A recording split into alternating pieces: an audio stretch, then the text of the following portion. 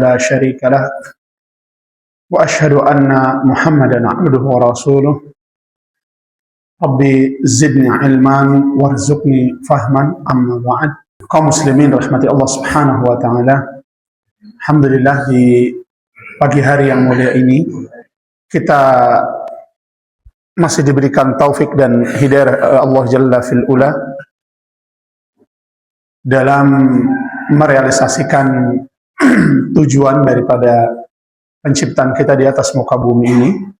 Allah Subhanahu wa taala berfirman dalam surat Az-Zariyat, "Wa ma khalaqtul jinna wal insa illa liya'budun." Bahwasanya Allah Subhanahu wa taala menciptakan jin dan manusia hanya dengan satu tujuan, yaitu beribadah kepada Allah Subhanahu wa taala semata.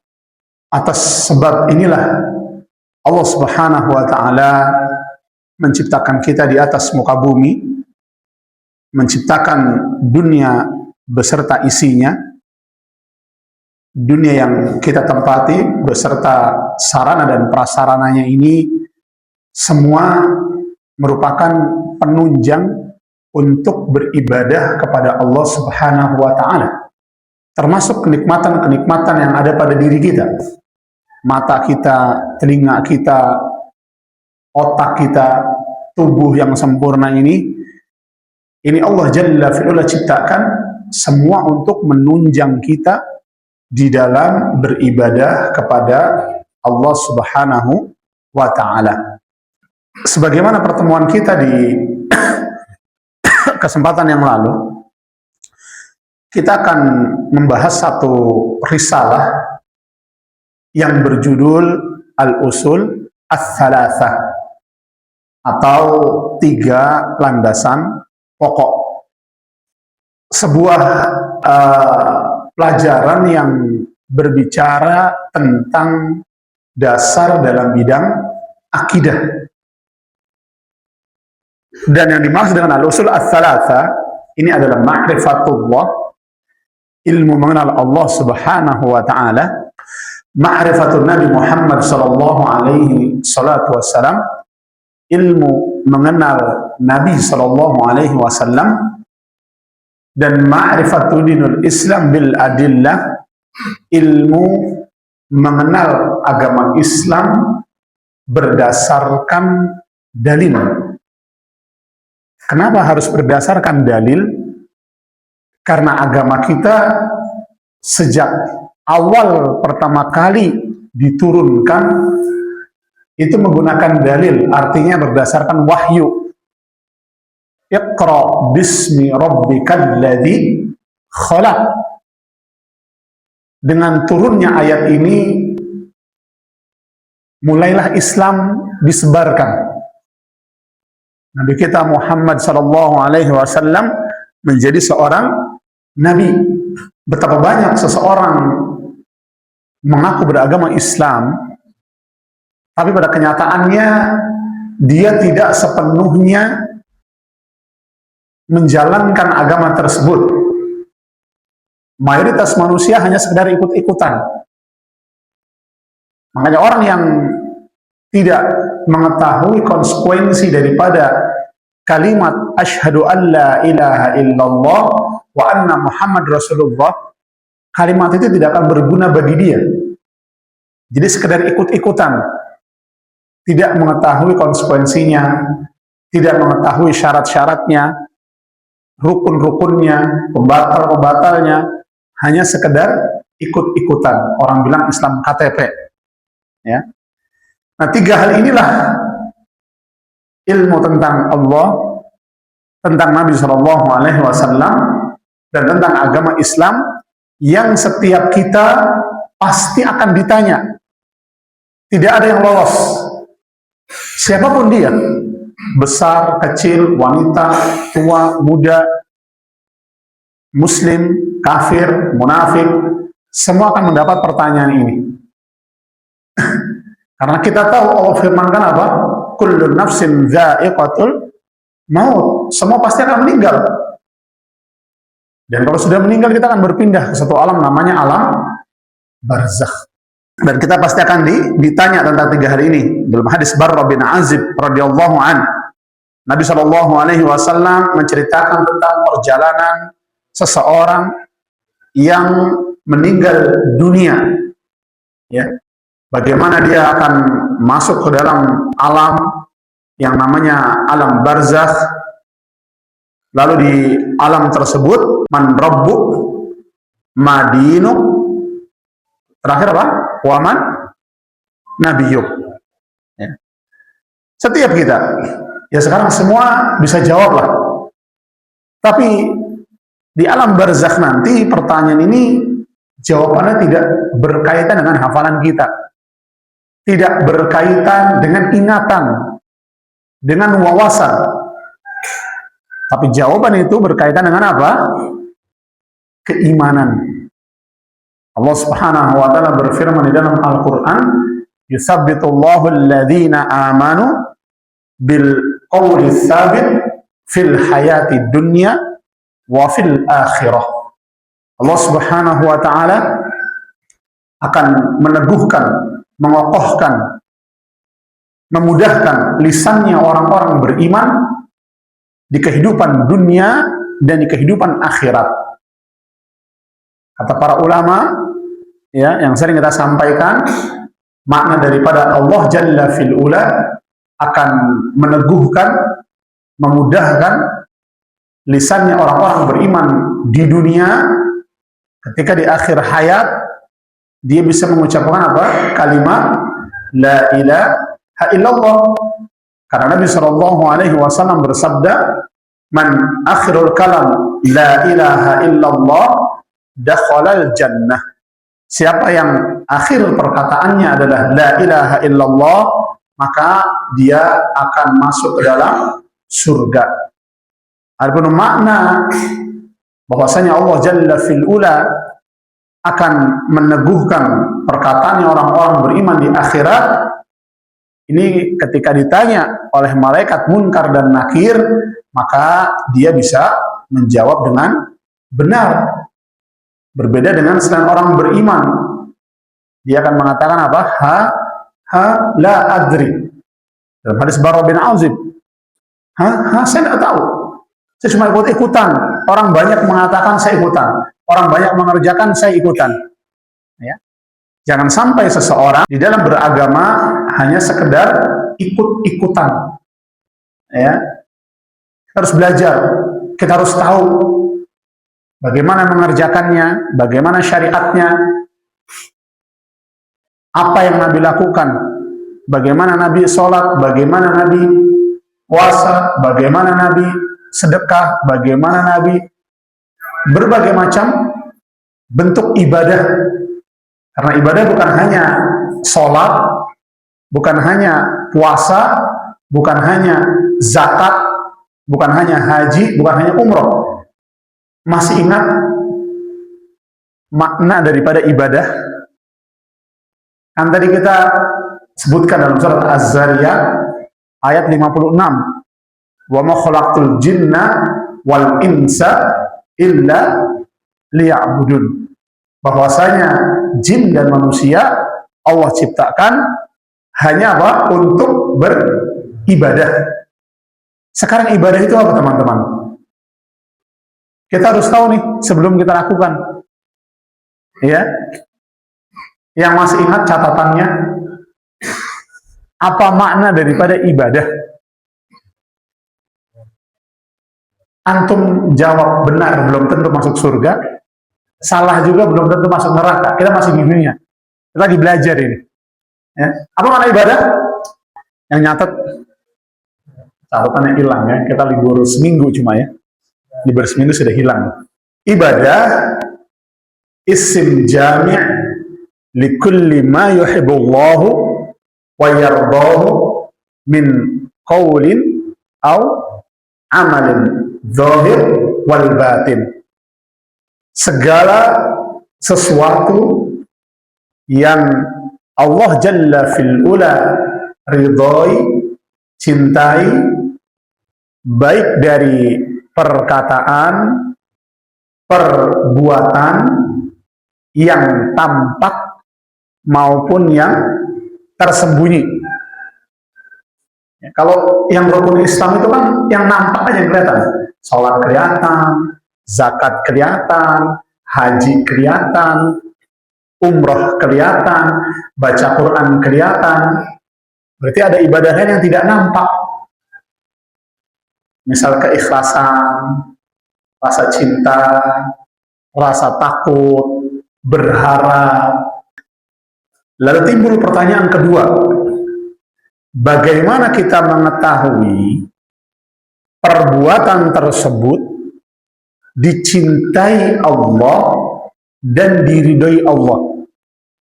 Apakah setiap kita bisa menentukan, oh ini Allah cinta, oh ini Allah ridho, oh zikirnya seperti ini yang Allah ridhoi, oh sholawatnya kayak gini yang Allah cintai? Kalaulah setiap kita bisa menentukan berbagai macam bentuk ibadah, maka nanti ibadahnya beda-beda. Kediri beda, Surabaya beda, karena setiap orang punya pemikiran masing-masing. Ya, pikiran saya beda dengan antum. Ya, semakin banyak orang, pendapatnya semakin banyak nanti. Nah, ini sudah jelas. Likulli ra'sin ra'yu. Setiap orang itu punya pemikiran masing-masing. Kalau setiap bentuk ibadah kita boleh menentukan, misal Allah hanya menurunkan Al-Quran, terus masing-masing disuruh menafsirkan, dari waktu sholatnya itu sudah beda, gerakannya sudah beda, bacaannya sudah beda, tata caranya pasti beda. Ya, akhirnya nanti orang akan punya kelompok masing-masing, punya aliran masing-masing, punya organisasi masing-masing, dan semua akan mengklaim dirinya yang paling benar. Apalagi semakin banyak pesertanya, semakin banyak pengikutnya, maka dia akan merasa bahwasanya yang dia kerjakan itu yang paling benar. Kenapa? Karena yang ikut paling banyak. Sehingga standar dalam ibadah itu melihat banyak sedikitnya pengikut. Padahal kita tahu, ya, jumlah itu bukan barometer. Jadi agama ini bukan partai politik mencari banyak massa, tidak. Ya, agama itu bukan partai politik mencari banyak massa, kajiannya harus menarik, harus ketawa-ketawa, ya, harus nangis-nangis. Kalau tidak ada isinya buat apa? Nabi SAW pernah bermimpi, Pak.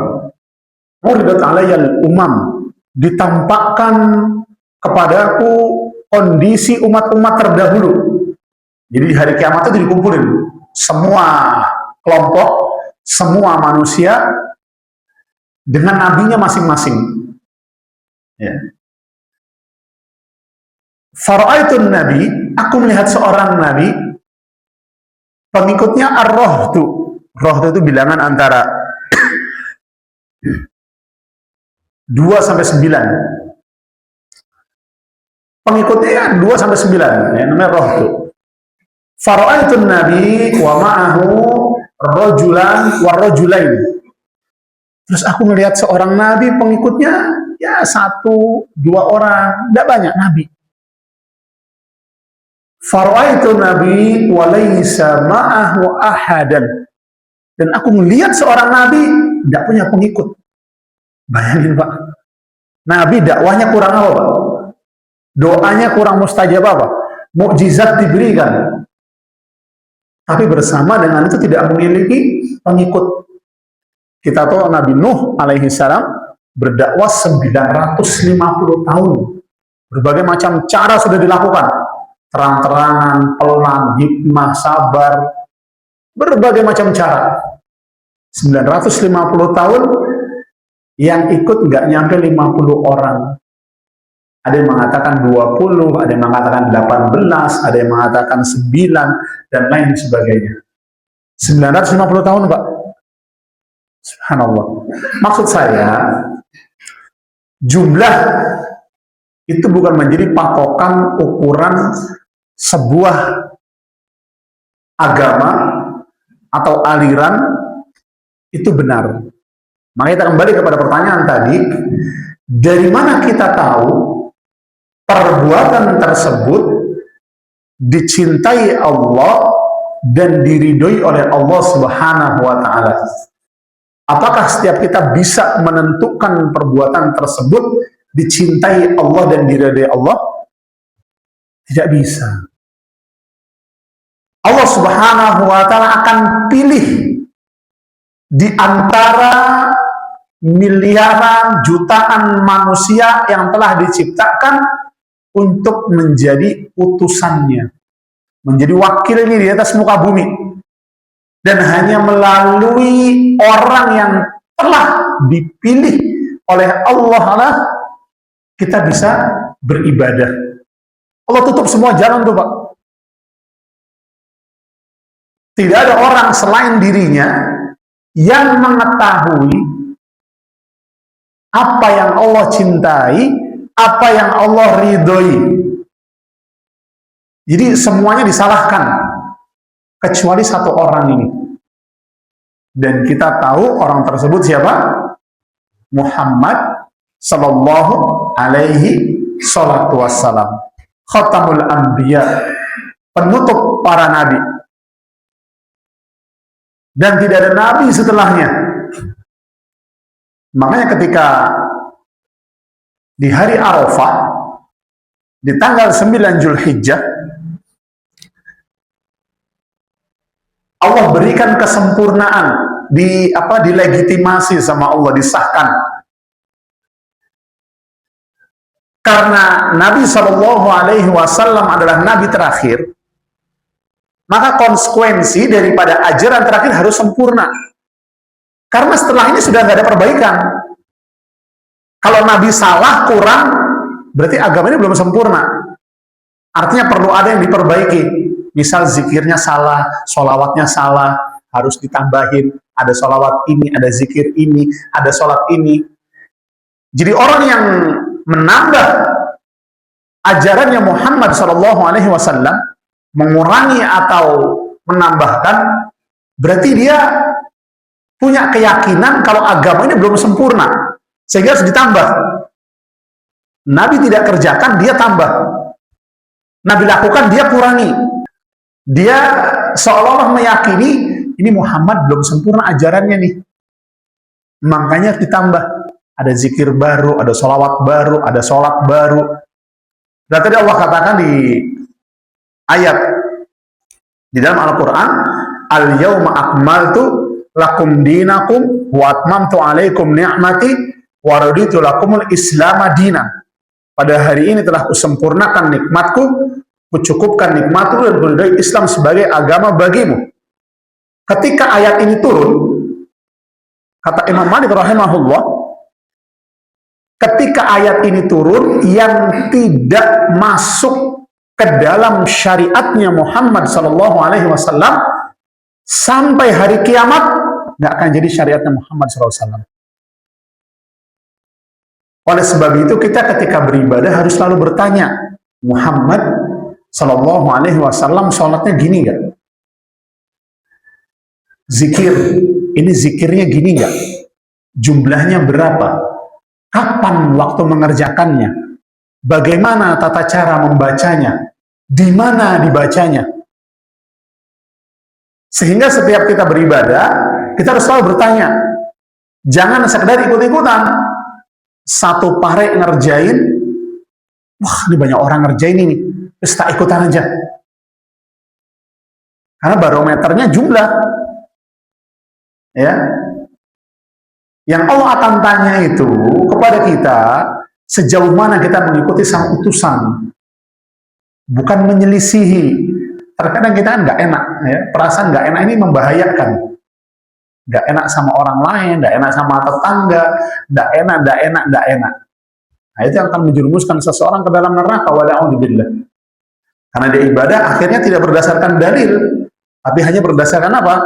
Adat, budaya, tradisi.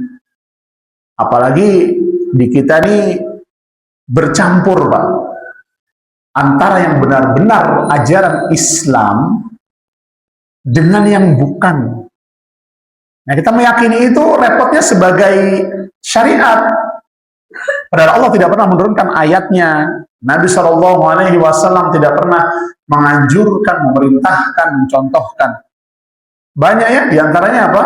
Misal seseorang yang merayakan hari kelahiran dirinya. Itu jelas-jelas bukan dari ajaran kita. Ya. Tapi kadang di Islam kan, Pak, udah nggak selamat ulang tahun, barakallahu fi umrik sekarang. Seolah-olah ini dari syariat Islam. Antum tahu yang namanya Injil itu ada juga dalam bahasa Arab, Pak. Apakah langsung kita artikan, oh ini benar ini Injilnya? Ya. Abu Jahal juga dulu bicara bahasa Arab. Ya pakai jubah juga, ya jenggotan juga. Apakah lantas kita benarkan? Nah, sekarang apa makna daripada tauhid? Dan apa lawannya? Lawannya syirik. Kalau lawannya syirik berarti tauhid itu adalah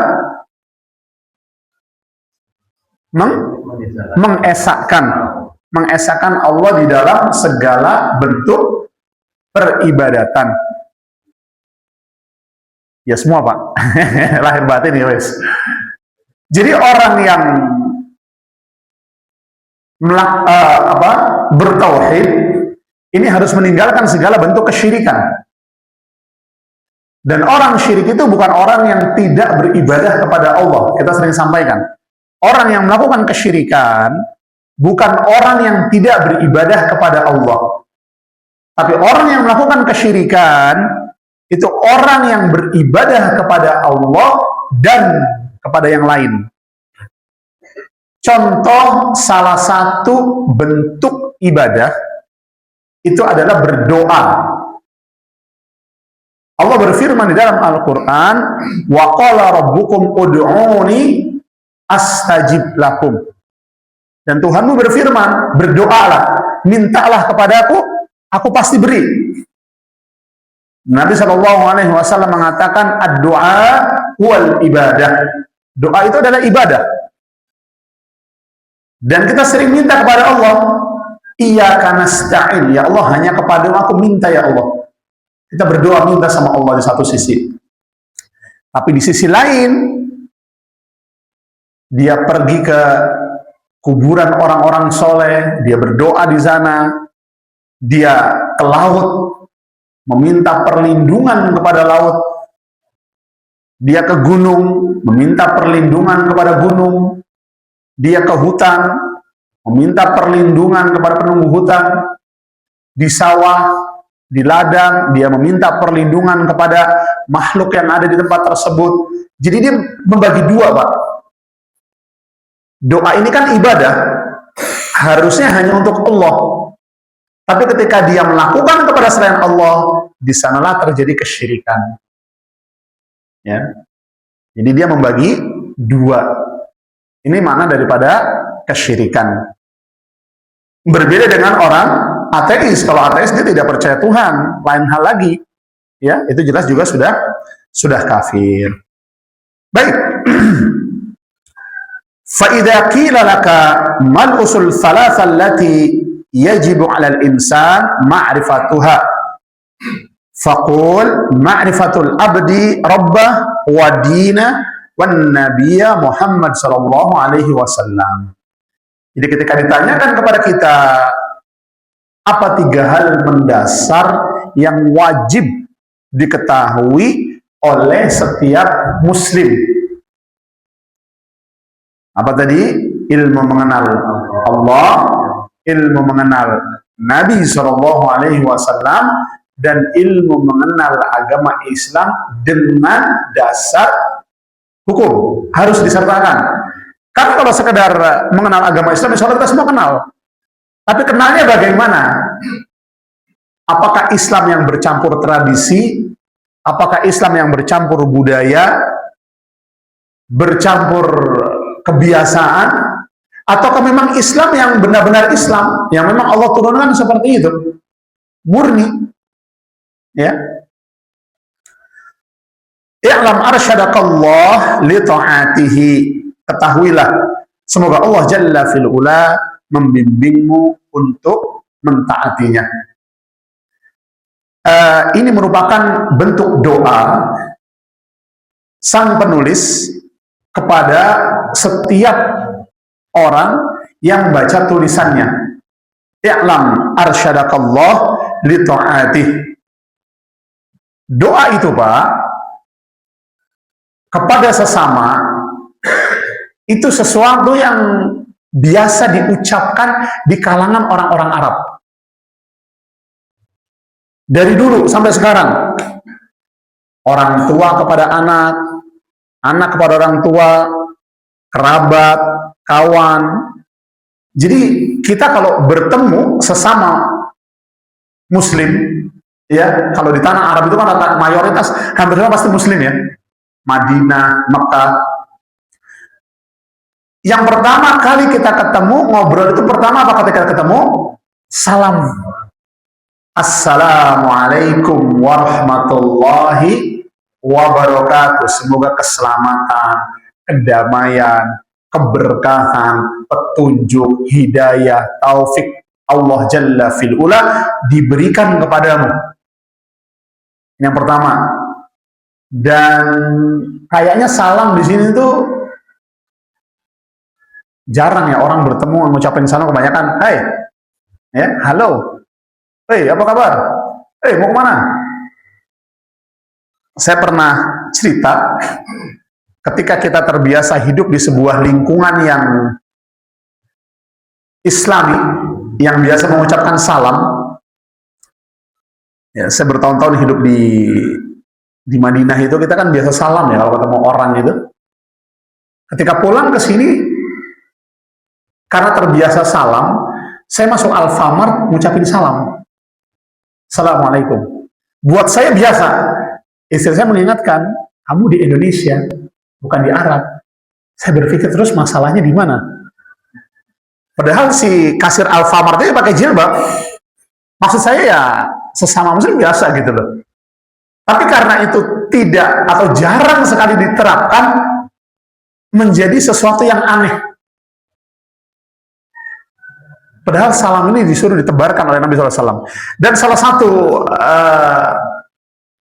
ciri daripada akhir zaman, salam itu hanya kepada orang yang dikenal.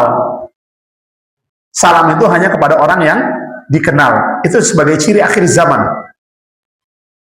Seharusnya kita memberi salam kepada siapa saja. Kita kenal apa nggak kenal, salam. Tidak ada masalah. Assalamualaikum. Setelah itu biasanya kita akan tanya kabar. Apa kabar? Ya, bagaimana kondisi keluargamu? Bagaimana kondisi pekerjaanmu? Kaifal hal, kaifal a'malu, ya, kaifal dirasatik, gimana pelajaranmu? Setelah itu mengalirlah doa-doa. Allah yahfadukum, barakallahu fikum, Allah nawwara alaik, hadakallah, ghafarallahu walidaykum. Semoga Allah ampuni kedua orang tuamu, semoga Allah memberkahimu, memanjangkan usiamu, semoga Allah memberimu cahaya, semoga Allah memudahkan urusan-urusanmu. Siapa di antara kita yang ketika bertemu saling mendoakan? Ada? Di kita malah semakin dekat karena semakin kurang ajar, Pak. Ya kan? Nyat, lu mana? Ya? Ini tidak benar, teman-teman. Ya, harusnya kita saling mendoakan kebaikan-kebaikan. Ya, bukan malah memberi julukan-julukan yang aneh, tidak boleh. Wala tanabazu bil alqab. Jangan kalian saling memberikan julukan-julukan yang buruk di antara kalian. Ya, si pincang, si tukang kentut, si tukang utang, si apa, tidak boleh. Ya, si gemar. Kita harus saling mendoakan. Senang nggak kalau didoakan? Senanglah. Tapi kadang kita berat. Apalagi anak kepada orang tua kepada anak. Tapi kalau sesama ikhwan misalnya ya, kalau WhatsApp saya lihat tuh doanya barakallahu fikum, jazakallahu khair, kayak orang yang Masya Allah. Tapi istri pernah tuh ngomong kayak gitu? Hah? Pernah sesekali ya. Antum pernah doakan istri antum secara lisan? Semoga Allah memberikan keberkahan pada dirimu. Semoga Allah membalasmu dengan jannah. Ini kita harus biasakan, teman-teman. ya, saling mendoakan. Kita juga senang kalau didoakan. Ya, barakallahu fikum itu doa-doa ya, itu doa mudah ya. Ya kita ucapkan, berusaha lisan ini terbiasa. Seseorang yang telah belajar agama, seseorang yang telah mengetahui agama ini dengan benar, orang pertama yang berhak mendapatkan perubahan pada dirinya, baik akhlaknya, lisannya, kasih sayangnya, itu adalah keluarganya, Pak.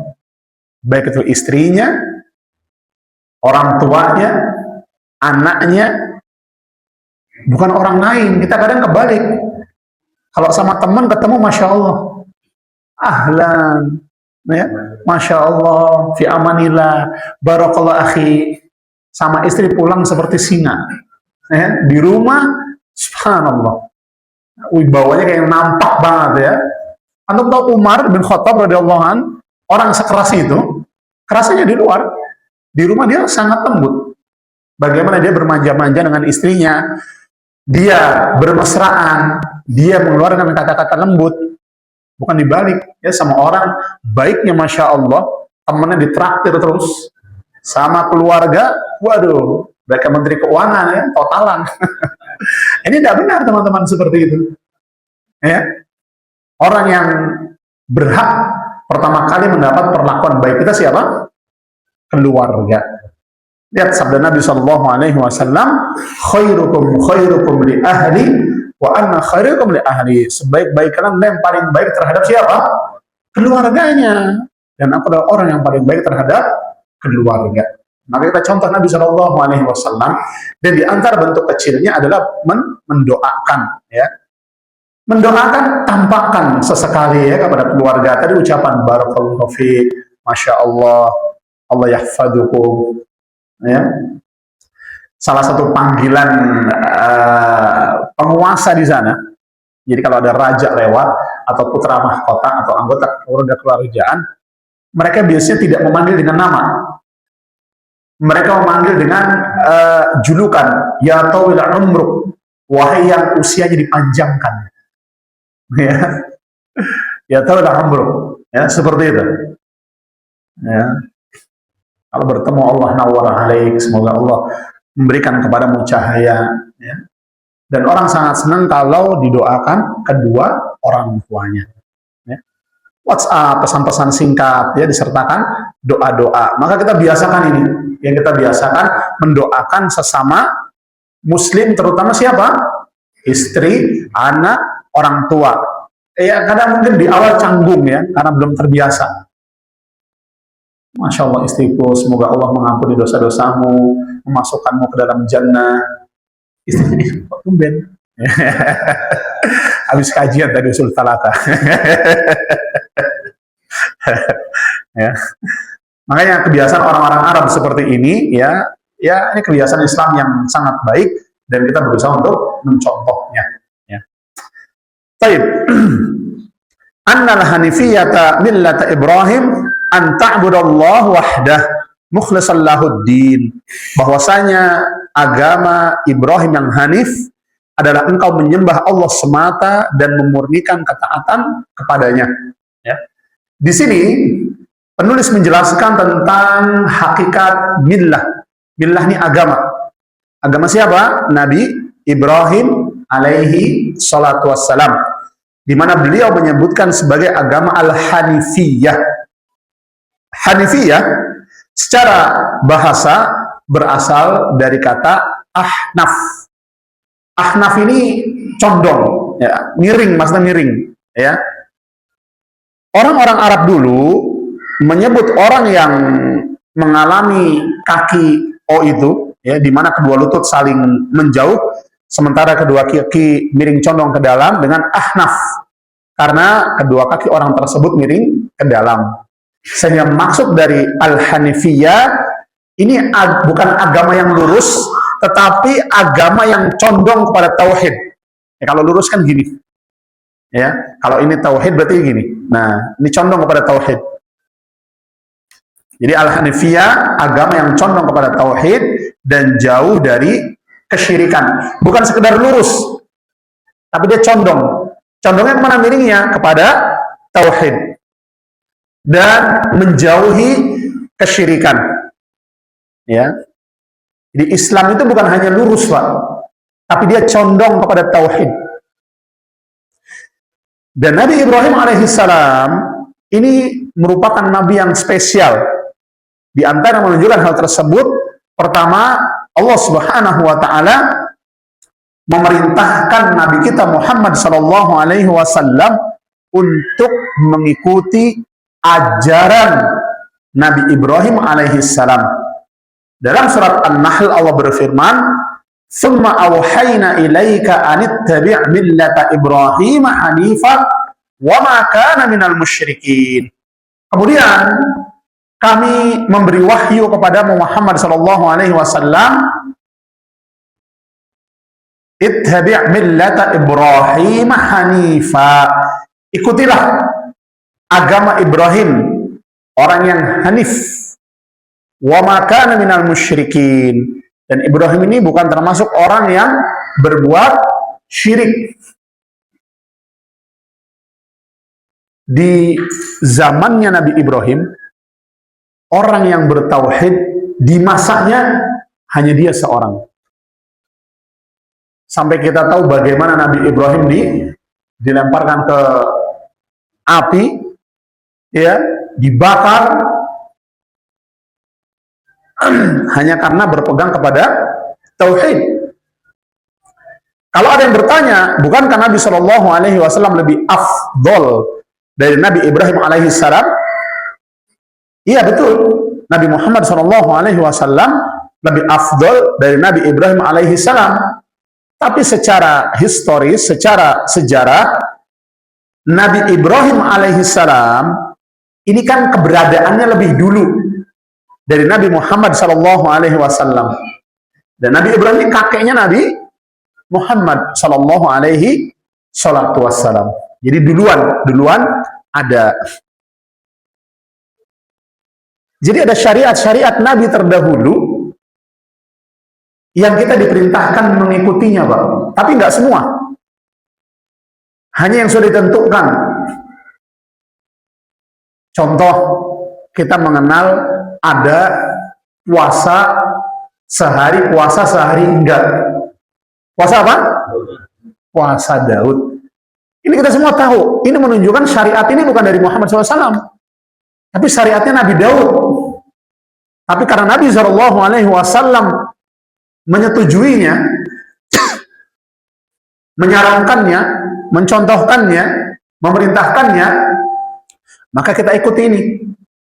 Nggak semua syariat para nabi kita ikuti, kecuali apa yang sudah disetujui oleh siapa tadi? Muhammad Sallallahu Alaihi Wasallam. Kita nggak berhak, karena kita nggak dapat wahyu, Pak.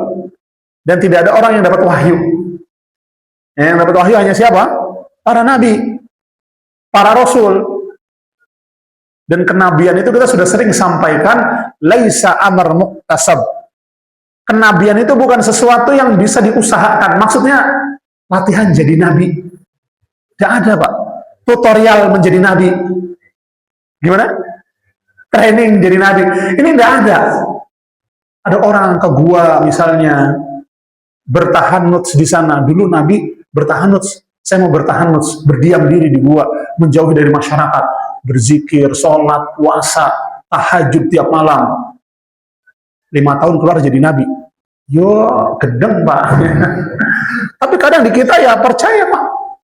Ya, banyak nabi-nabi.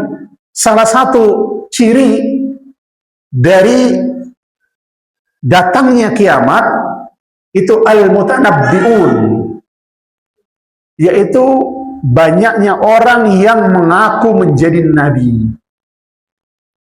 Di kita ada nggak, Pak? Ada. Ya, siapa contohnya? Siapa? Lia Edan, ya. Ahmad Musaddiq, ya. Nggak usah lah yang aku jadi nabi deh.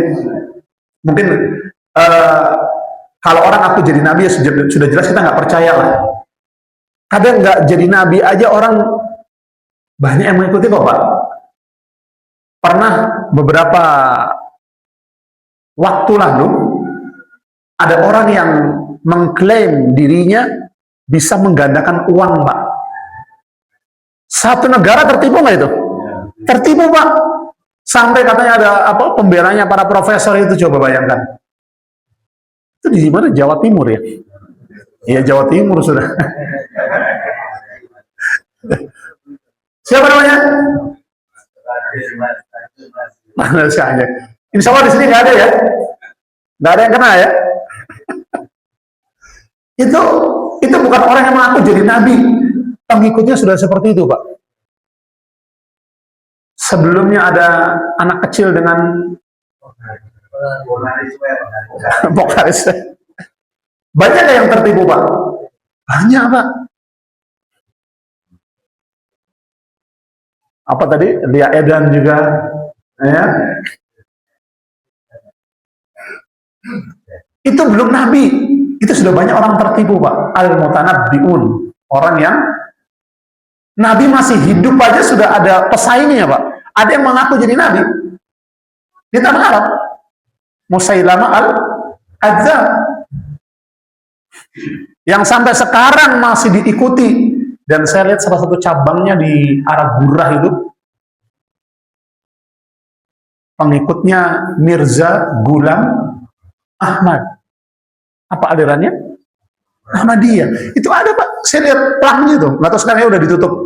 Ada kontrakan-kontrakan di depannya. Beberapa waktu lalu saya lihat mundar-mandir, saya kan kadang pulang ke arah sini ya. Itu ada, Pak, Ahmadiyah. Di India. Ada dulu namanya Sai Baba, pernah dengar?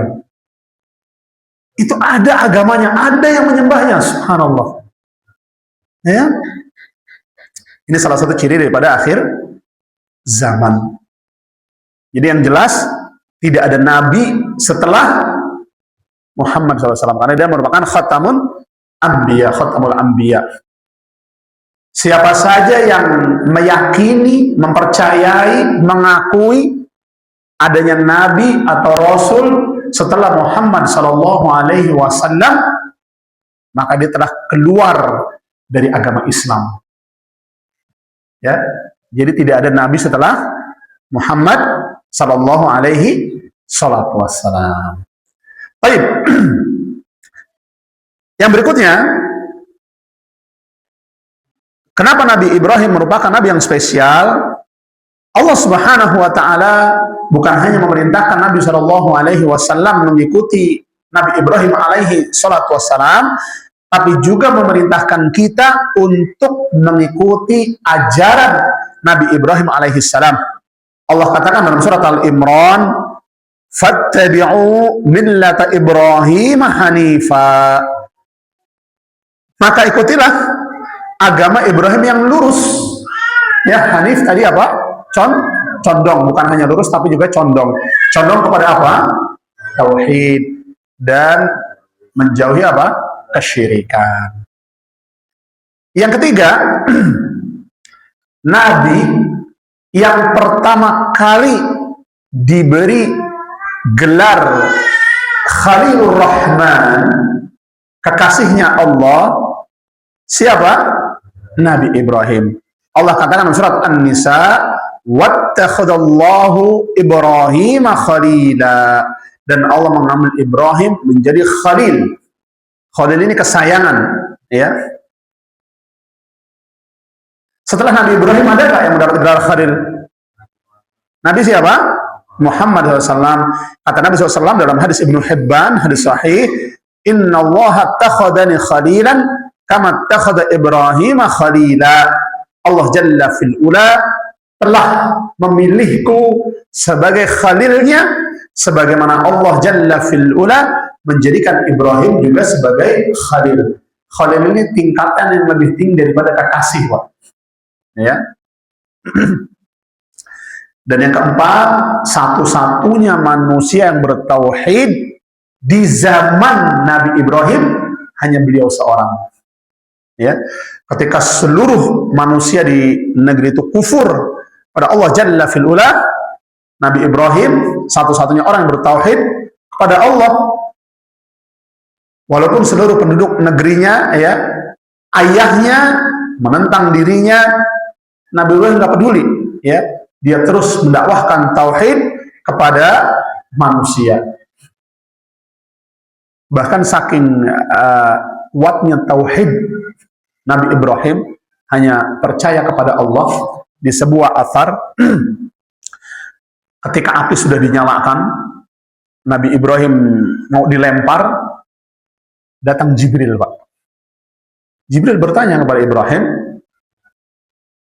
"Wahai Ibrahim, apakah kau butuh sesuatu dariku?" Kata Nabi Ibrahim, "Adapun denganmu, aku tidak butuh apa-apa. Tapi dengan Allah, aku butuh." Antum kira-kira kalau Jibril datang ke antum ditanya gitu, apa yang diminta, Pak? Hancurkan semua. Nabi Ibrahim enggak. Adapun denganmu Jibril, aku nggak butuh apapun. Tapi dengan Allah, aku butuh. Itu menunjukkan kuatnya tauhidnya Nabi Ibrahim. Padahal yang datang Jibril, Pak. Ya. Di antara hal yang Nabi Ibrahim alaihissalam lakukan saat mendakwahkan tauhid kepada penduduk negerinya, Nabi Ibrahim ini berdebat dengan para penyembah berhala. Ya, bukan hanya itu, tapi menghancurkan berhala.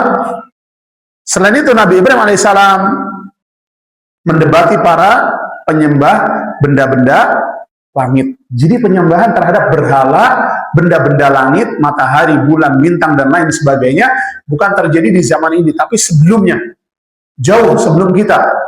Makanya orang yang tidak memahami kesyirikan di masa lalu, dia tidak akan paham kesyirikan saat ini. Orang yang tidak memahami kesyirikan di masa lalu, dia tidak akan paham kesyirikan saat ini. Gak apa-apa minta tolong sama orang pintar, yang penting sholat. Gak apa-apa ngasih sesajen, sedekah bumi. Ini kan bentuk kearifan lokal, yang penting kamu jangan ninggalin sholat. Itu bukan syirik, justru itulah kesyirikan di sana. Dan itulah yang diperjuangkan, yang didakwahkan para nabi. Ketika Nabi SAW mendakwahkan Islam di Mekah, di masa tersebut bukan berarti orang-orang kafir Quraisy tidak mengenal Allah, Pak.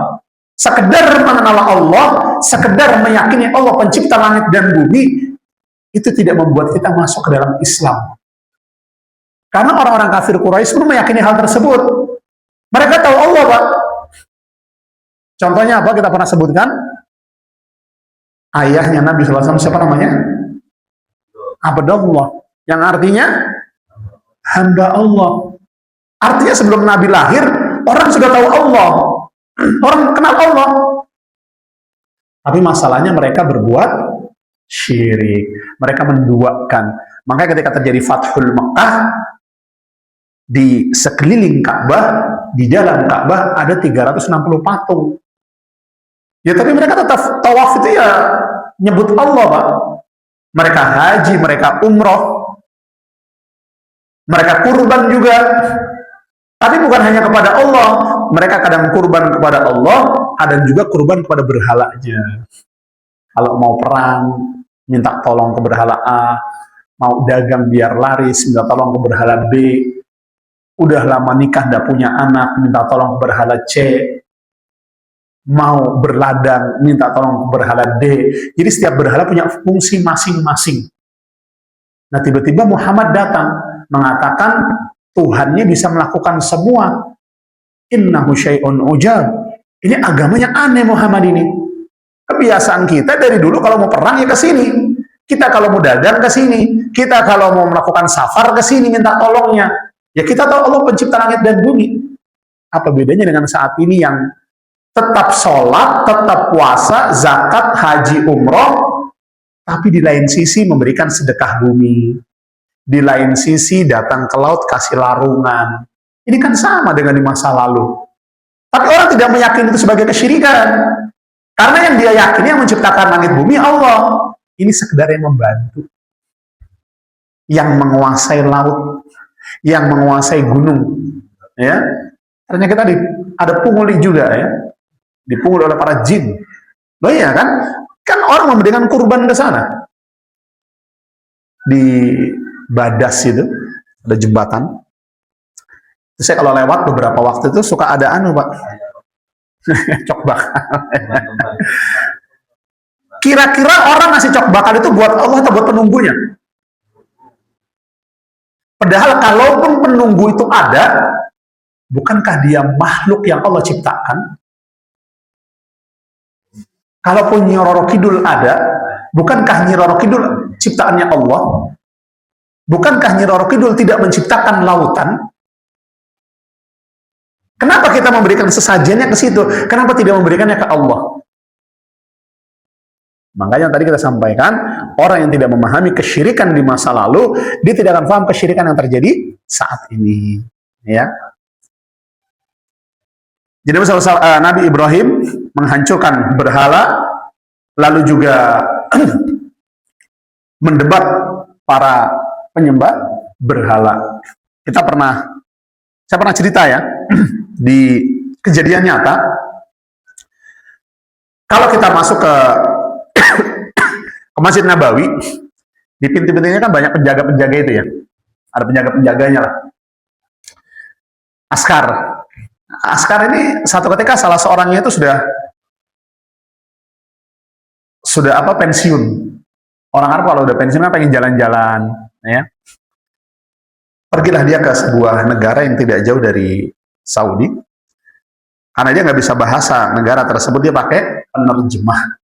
Orang sana kalau pergi kan datang pakai gutra, pakai misyal itu yang hitam itu, pakaian hitam yang kayak imam-imam itu, pakai sepatu gagah. Sampai dia di negara tersebut ada penerjemahnya. Ini kisah nyata. Berkeliling dia ke kota. Satu ketika dia lihat ada kuil besar, Pak. Penasaran dia. Kuil. Ada patung besar sekali. Berhenti dia. Terus dia mau lihat-lihat. Ngomong sama si penerjemah, saya mau lihat-lihat. Masuk. Dari jarak beberapa meter, dia lihat patung besar itu, dia teriak, Pak. Assalamualaikum. Penerjemahnya bingung. Ngapain sih saya teriak? Makin dekat ke patung, makin kencang teriaknya. Assalamualaikum. Karena gaduh, keluarlah pemuka agamanya. Ini ada apa ini? Tanya. Bilang sama dia, saya itu ngasih salam sama Tuhannya, kenapa Tuhannya nggak jawab? Subhanallah. Terjemahkan. Enggak, saya nggak berani, saya. Terjemahkan atau saya bikin gaduh lagi. Nanti ada apa-apa di sini? Nggak apa-apa, saya pengen kamu mati syahid di sini. Diterjemahkan. Saya bilang, dia kasih salam sama Tuhanmu, kenapa Tuhanmu nggak jawab? Soal pendetanya, Tuhan kita jawab, tapi memang kita nggak bisa dengar. Tuhan kita ada di sini, gini. Saya ngeluarin batu, Pak, dari kantongnya. Apa bedanya Tuhanmu sama ini? Terjemahkan katanya. Ya. Ya tentu kita nggak bisa seperti itu ya, datang ke kuil di sini, ya, ngucapin salam. Nggak, maksud saya kadang orang tidak berpikir, Pak. Ya, ketika diberikan logika seperti itu, kadang memang namanya hatinya sudah tertutup, dia tidak bisa menerima. Apakah terus kita tiba-tiba pergi ke candi, mengatakan seperti itu? Ini ada candi kalau nggak sini kan? Candi apa di sini? Tegowangi, Surawono. Ada patungnya nggak di situ? Banyak, ya. Antum coba kita kasih salam. Ya. Kok nggak jauh ada patung? Apa terus tiba-tiba antum hancur kan? Kan nggak seperti itu, dakwahnya beda, ya. Nyali kita nggak seperti itu, Pak. Kita belum punya nyali seperti itu. Ente ngapain doa-doa di kuburan? Emang bisa jawab nih makhluk yang dikubur?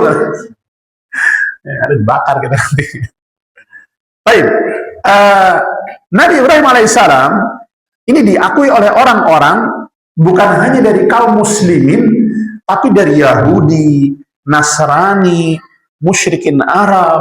Ini semua mengklaim nenek moyang. Mengklaim bahwasanya Nabi Ibrahim ini nenek moyang mereka, ya. Dan Yahudi, Nasrani, sebelum adanya penyimpangan, ini karena agamanya lurus, Pak. Di masa Nabi Isa, Nasrani itu agama yang lurus. Di masa Nabi Musa, Taurat itu kitab yang benar di masanya. Tapi ketika sudah berlalu, ya banyak inhiraf, banyak penyimpangan. Beda dengan Al-Quran, yang tidak akan ada yang bisa merubahnya. Nanti kita ketika bercerita tentang kisah Bani Israil, kita akan mengetahui ya kapan terjadinya inhiraf, kapan terjadinya penyimpangan-penyimpangan ya. Itu kan kisah masih panjang. Jadi tidak heran mereka mengenal sosoknya Ibrahim karena di Injil ada, di Taurat juga ada, ya. Dan mereka semua mengklaim bahwa mereka pengikutnya Nabi Ibrahim alaihi salatu wassalam. Hal yang sama juga terjadi pada kaum musyrik Arab yang berasal dari suku Quraisy. Mereka seluruhnya ini keturunan dari Nabi Ibrahim alaihi salam, sehingga mereka juga mengklaim sebagai pengikut Nabi Ibrahim. Allah bantah klaim itu semua ya dalam surat Al-Imran, maka Ibrahimu Yahudian wala Nasranian. Ibrahim ini bukan orang Yahudi, bukan juga orang Nasrani, walakin kana hanifa muslima wa ma kana minal musyrikin. Ibrahim ini orang yang hanif, ya, berserah diri kepada Allah, dan dia bukan termasuk golongan orang-orang musyrik. Jadi tadi orang Yahudi mengklaim kalau mereka keturunannya Ibrahim, orang Nasrani mengklaim kalau mereka juga mengikuti ajaran Ibrahim, orang musyrik pun seperti itu. Makanya Allah bantah dalam surat Al-Imran. Masih sangat banyak keutamaan daripada Nabi Ibrahim alaihi salatu wassalam. Ya. Jadi kenapa tadi Nabi Ibrahim merupakan Nabi yang spesial? Ada berapa alasan? 3. Masuk Pak, saya sampai berbusa ini cuma 3. 5. Yang pertama apa?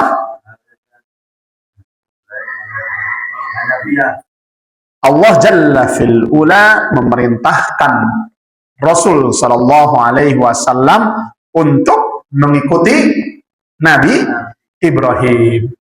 Yang kedua, Allah juga memerintahkan kita untuk mengikuti ajaran Nabi Ibrahim. Jadi bukan hanya Nabi SAW, tapi kita juga diperintah oleh Allah, fattabi'u millata Ibrahim hanifa. Yang ketiga, Nabi yang pertama kali diberi gelar Khalilur Rahman siapa? Ibrahim. Yang keempat, satu-satunya manusia yang bertauhid di masa Nabi Ibrahim hanya Nabi Ibrahim alaihi salam. Dan yang terakhir, Nabi Ibrahim alaihi salam diakui, diklaim oleh orang-orang dari kaum Yahudi, Nasrani, musyrik Arab, dan tentunya juga kaum muslimin. Tapi Allah bantah klaimnya dalam surat Al-Imran ayat 67. Maka Ibrahimu Yahudian wa Nasranian. Ibrahim ini bukan orang Yahudi, bukan orang Nasrani, walakin kana hanifa muslima wa ma kana minal musyrikin. Tapi dia orang yang hanif. Apa hanif tadi? Condong, bukan lurus. Condong kepada apa? Tauhid. Ya. Musliman, apa musliman? Berserah diri kepada Allah, wa ma kana minal musyrikin. Dan dia bukan termasuk orang-orang yang musyrik. Ini beberapa poin yang menjadikan perlu adanya penjelasan tentang agama Hanif yang Nabi Ibrahim alaihi salam berdiri di atasnya. Jadi hakikat agama Ibrahim ini menyembah Allah semata dan memurnikan ketaatan kepadanya. Artinya mentauhidkan, mengesahkan Allah dengan tidak beribadah kepada selain Allah Jalla fil Ula, tidak kepada berhala, benda-benda langit, dan juga tidak kepada siapapun. Oleh karena itulah Allah Jalla fil Ula memerintahkan seluruh manusia untuk mengikuti agama Ibrahim. Ya, banyak dalilnya, diantaranya surat Az-Zariyat, wa ma khalaqtul jinna wal insa illa liya'budun. Makna ya'budun, menyembah Allah, ya ini maksudnya ayyuwahidullah, mengesahkan Allah di dalam peribadatan. Nah, inilah hakikat dari agama Ibrahim alaihi salam, yang mana seluruh manusia bahkan jin diperintahkan oleh Allah Jalla fil Ula untuk mengikutinya. Ya, ini teman-teman yang bisa kita sampaikan di pagi hari ini. Barakallahu fikum, subhanallahi bihamdika, asyhadu an la ilaha illa anta astaghfiruka wa atubu ilaik. Assalamualaikum warahmatullahi wabarakatuh.